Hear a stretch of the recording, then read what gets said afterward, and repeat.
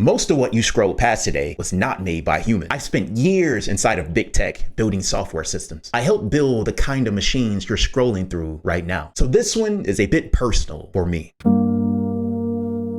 outspoken you, only you gotta believe in you. Pack your bags right now, let's go follow the truth. The outspoken you.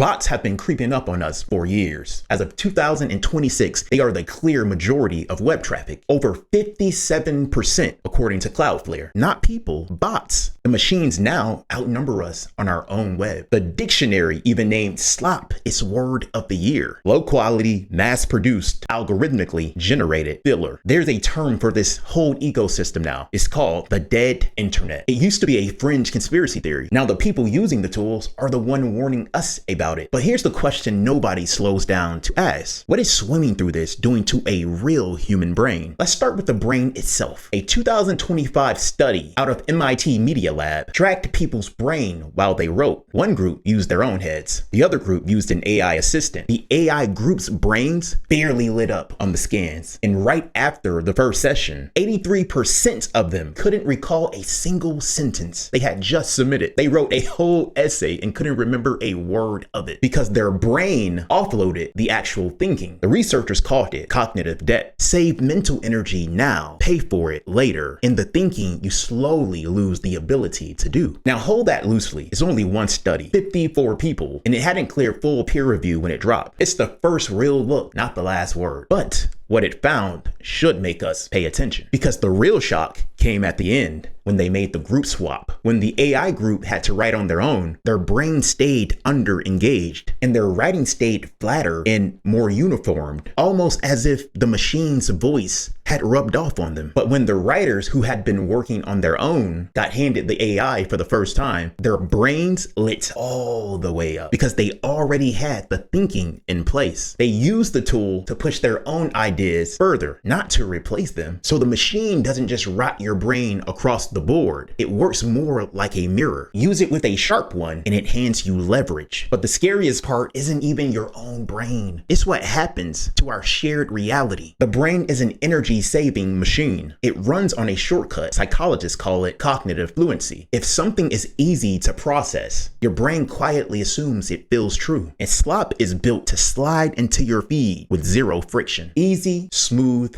effortless. But actually checking if something is true takes real mental effort. So when the feed is mostly bots and fakes, the work of verifying everything outpaces what any of us can keep up with. And the brain does what brains do. It conserves. It gives up. It slides into reality apathy. We don't get paranoid. We get tired. We quietly decide we don't care what's real anymore. And that exhaustion feeds the real trap, the liar's dividend. Everyone is terrified of getting fooled by a flawless fake. The real danger is the opposite. Once the public assumes everything online could be fake, a powerful person caught on real video doing a real thing can look at the camera and say, that's just AI. And the entire public believes them. Not because the video was fake, because the mere existence of fakes handed them a permanent escape hatch. We're not just losing the ability to spot a lie, we're losing the ability to prove anything true. Now you might be thinking, hold up now, aren't you fixing this? Fair question. And they're working on it hard. Google built an invisible watermark for AI content called Synth